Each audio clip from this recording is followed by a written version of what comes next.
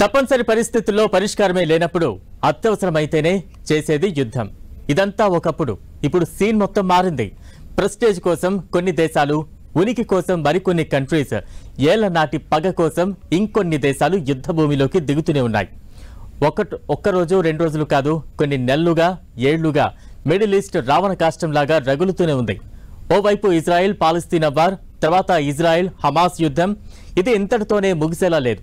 ఇప్పుడు Iran, Hezbollah, Hamas నలువైపులా ఇజ్రాయెల్ను target చేశాయి.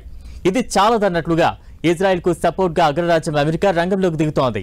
ఇరాన్కు మద్దతుగా అటు రష్యా కూడా శక్తివంతమైన ఆయుధ సామాగ్రిని టెహ్రాన్లో మోహరిస్తోంది. సినిమాను మించిన సస్పెన్స్, సీరియల్ను మించి డైలీ ఎపిసోడ్స్తో మిడిల్ ఈస్ట్లో యుద్ధం రోజుకో టర్న్ తీసుకుంటోంది. ఇదంతా చూస్తుంటే పశ్చిమాసియాలో పరిస్థితులు మరింత తీవ్రం కాబోతున్నాయా? అమెరికా, రష్యాలు యుద్ధ రంగంలోకి దిగితే ఏం జరగబోతోంది? మిడిల్ ఈస్ట్ వేదికగా 3వ ప్రపంచ యుద్ధం జరగబోతోందా అనే బిగ్ క్వశ్చన్ వినిపిస్తోంది. 3వ ప్రపంచ యుద్ధానికి మిడిల్ ఈస్ట్ వేదిక కాబోతుందా? ఇజ్రాయెల్ కోసం ఎందాకైనా సిద్ధమంటున్న అమెరికా, ప్రతీకారంతో రగిలిపోతున్న ఇరాన్, హెజ్బుల్లా, హమాస్, టపాసులు పేల్చినంత ఈజీగా బాంబులతో అటాక్, చిచ్చుబుడ్లు కాల్చినంత సింపుల్ గా మందుపాతరల పేల్చివేత, రాకెట్లలాగా దూసుకొచ్చే లాంచర్ల మోత.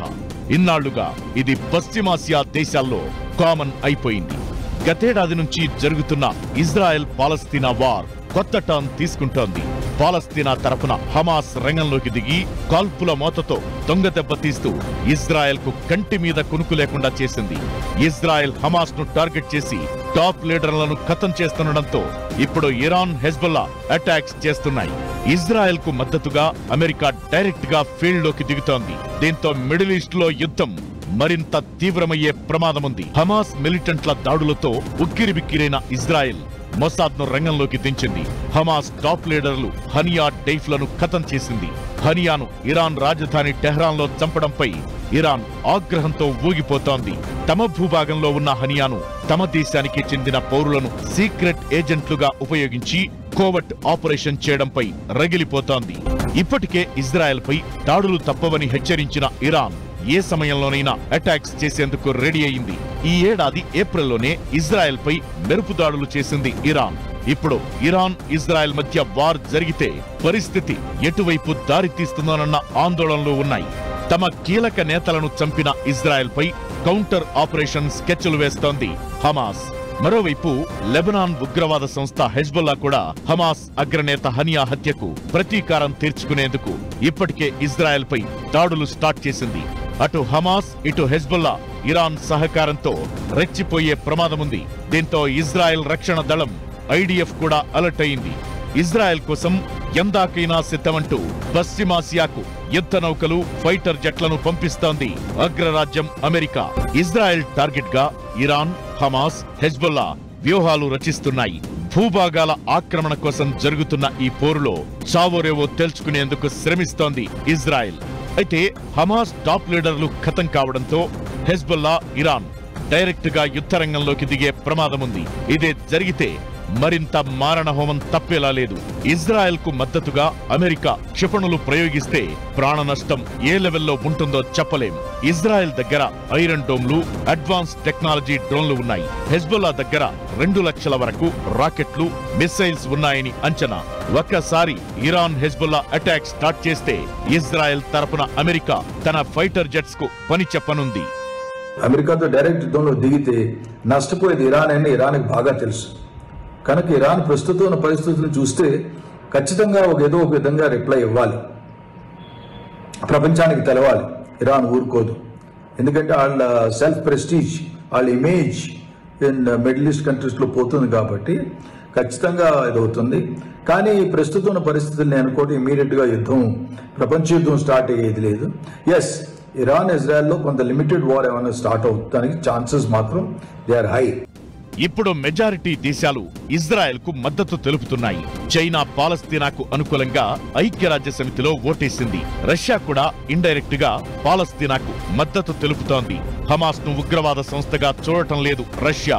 ఒకవేళ పశ్చిమాసియాలో యుద్ధం జరిగితే ప్రపంచ దేశాలు రెండుగా విడిపోయే అవకాశముంది. ఇప్పటికే అంతర్జాతీయ వేదికపై రెండు వర్గాలు ఉన్నాయి. ఒక గ్రూప్ ను చైనా రష్యా లీడ్ చేస్తుంటే మరోటి అమెరికా ఆధ్వర్యంలో నడుస్తోంది. మిడిల్ ఈస్ట్ వార్లో అమెరికా, దాని అనుకూల దేశాలు ఇజ్రాయెల్ కు మద్దతు ఇస్తే రష్యా, చైనా తరపున నిలిచే దేశాలు పాలస్తీనా, ఇరాన్ వైపు నిలిచి దాడులు చేసుకునే ప్రమాదం ఉందంటున్నారు ఎక్స్పర్ట్స్. అదే జరిగితే మూడో ప్రపంచ యుద్ధానికి దారి తీయవచ్చని, పరిస్థితులు అటువైపు దారి తీస్తే ప్రపంచ నాశనం ఖాయమంటున్నారు. యుద్ధం అది సృష్టించే విధ్వంసం, విషాదం మాటల్లో చెప్పలేనిది. ఆ మారణ హోమానికి లెక్కే ఉండదు. గతంలోనే యుద్ధం సృష్టించిన భీభత్సంతో దేశాలకు దేశాలే ఆగమైపోయాయి. అందుకు మొదటి, రెండో ప్రపంచ యుద్ధాలు మిగిల్చిన నష్టమే సాక్ష్యం. ఇప్పుడు మూడో వరల్డ్ వార్ వస్తే పరిస్థితి ఏంటి? మిడిల్ ఈస్ట్ నుంచి మోగుతున్న బ్యాటిల్ బెల్స్ ప్రపంచ దేశాల గుండెల్లో వణుకు పుట్టిస్తోన్నాయి. 2-3 ఏళ్లుగా పశ్చిమాసియాలో ఉన్న ఉద్రిక్త పరిస్థితులు యావత్ ప్రపంచంపై ఎఫెక్ట్ చూపిస్తున్నాయి. అటు ఇటు తిరిగి అది అన్ని దేశాల మెడకు చుట్టుకునే ప్రమాదం ఉంది. మూడో ప్రపంచ యుద్ధం వస్తే అది అణుయుద్ధానికి దారి తీస్తే ఏమవుతుందనే భయం బిగ్ సౌండ్ చేస్తోంది.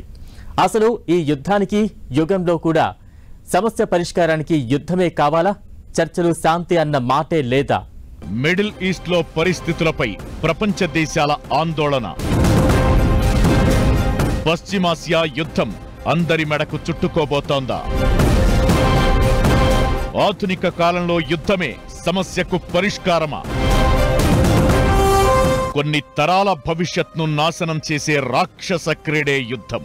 మొదటి, రెండో ప్రపంచ యుద్ధాలతో జరిగిన నష్టం చూసినా పలు దేశాల తీరులో మార్పు రావడం లేదు. అంతర్గత అభివృద్ధి, మెరుగైన ఆరోగ్యం, విద్యను పట్టించుకోకుండా తమ పౌరులకు తినడానికి తిండి గతి లేకున్నా యుద్ధమంటే చాలు కాలు దువ్వుతున్నాయి కొన్ని దేశాలు. ఇప్పటికే రష్యా యుక్రెయిన్ వార్, ఇజ్రాయెల్ పాలస్తీనా యుద్ధంతో పిట్టల్లా రాలిపోతున్నారు మనుషులు. ఇప్పుడు ఇజ్రాయెల్ ఇరాన్ వారుకు దారితీస్తున్నాయి పరిస్థితులు. ఇజ్రాయెల్ కు అమెరికా మద్దతు తెలుపుతోంది.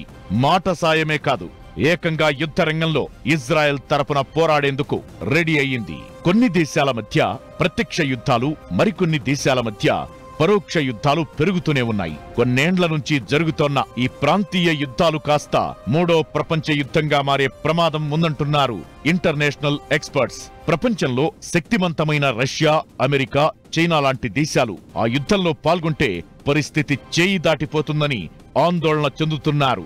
మూడో వరల్డ్ వార్ వస్తే ప్రజలు దారుణమైన పరిస్థితులు ఎదుర్కోవాల్సి వస్తుందని అంటున్నారు. అయితే ఈ యుద్ధాలకు పరిష్కారమే దొరకడం లేదు. శాంతి చర్చలు అని ఏ దేశమైనా ముందుకొచ్చినా యుద్ధరంగంలో ఉన్న ఏదో ఒక దేశం ఒప్పుకోవడం లేదు. ఇదే ఇప్పుడు పెద్ద సమస్యగా మారింది. ప్రపంచ యుద్ధం అంటే ఆషామాషీ విషయం కాదు. ఆ విధ్వంసాన్ని భరించడం అంత ఈజీ కూడా కాదు. మొదటి ప్రపంచ యుద్ధంలో 4 కోట్ల మంది ప్రజలు, సైనికులు చనిపోయారు. రెండో ప్రపంచ యుద్ధంలో 6 కోట్ల మంది ప్రాణాలు కోల్పోయారు. యుద్ధం వల్ల వచ్చిన అనారోగ్యం, కరువుతో ఎంతో మంది ఇబ్బంది పడ్డారు. ఈ 2 యుద్ధాల తరువాత ప్రపంచం టెక్నాలజీలో చాలా డెవలప్ అయింది. చాలా దేశాల దగ్గర కొత్త కొత్త ఆయుధాలు ఉన్నాయి. ఒకవేళ మూడో ప్రపంచ యుద్ధం వచ్చి ఆ ఆయుధాలన్నీ వాడితే ప్రపంచ మనుగడకే ముప్పు తప్పదు. ఒకవేళ మూడో ప్రపంచ యుద్ధం వస్తే అది ఖచ్చితంగా అణుయుద్ధంగానే మారే ప్రమాదముంది. అంటే ప్రపంచానికంతా హిరోషిమా, నాగసాకికి పట్టిన గతే పడుతుంది. ప్రకృతి కోలుకోలేని దెబ్బతింటుంది. అసలు జీవి మనుగడే సాధ్యం కాకపోవచ్చు. ప్రాణ నష్టాన్ని అయితే అంచనా కూడా వేయలేం. పెద్ద దేశాల యుద్ధ సామర్థ్యం మొదటి, రెండో ప్రపంచ యుద్ధాలతో పోలిస్తే చాలా పెరిగింది. అణ్వాయుధాలు మనుషులు కనిపెట్టిన అత్యంత శక్తివంతమైన విధ్వంసకర ఆయుధాలు. వాటి పేలుళ్లతో రేడియేషన్ ఏర్పడుతుంది. 2 ప్రపంచ యుద్ధాల నుంచి కోలుకోవడానికే 100 ఏళ్లు పట్టింది. ఈ సమయంలో మూడో ప్రపంచ యుద్ధం జరిగితే ప్రపంచ వినాశనం తప్పదు. సాధారణ యుద్ధాల్లో అణుబాంబులు వాడకూడదని ప్రపంచ దేశాల ఒప్పందాలు ఉన్నాయి. మూడో ప్రపంచ యుద్ధం జరిగితే మాత్రం ఆ ఒప్పందాన్ని ఉల్లంఘించే అవకాశముంది. ఇప్పుడు చైనా, తైవాన్, ఉత్తర కొరియా, దక్షిణ Korea, Ukraine, Russia, middle east లో ఉద్రిక్తతలు మరింత పెరిగే అవకాశముంది. ఇవన్నీ మూడో ప్రపంచ యుద్ధానికి దారితీసే ప్రమాదం ఉందంటున్నారు నిపుణులు. ఐక్యరాజ్యసమితి లాంటి అత్యున్నత అంతర్జాతీయ సంస్థలే శాంతికి మార్గం కనుగొనాలని సూచిస్తున్నారు. లేకపోతే ఎప్పుడూ ఏదో రెండు దేశాల మధ్య యుద్ధం జరిగితే ఆ ప్రభావం ప్రపంచ దేశాల అభివృద్ధికి అడ్డంకిగా మారుతుందని అంటున్నారు. ఇప్పుడున్న ఉద్రిక్తతలు తగ్గడం ఆలస్యమైతే మూడో ప్రపంచ యుద్ధానికి దారితీసి పరిస్థితి ఎవరి చేతిలో ఉండని పరిస్థితికి వెళ్లిపోతుందని ఆందోళన చెందుతున్నారు అంతర్జాతీయ నిపుణులు.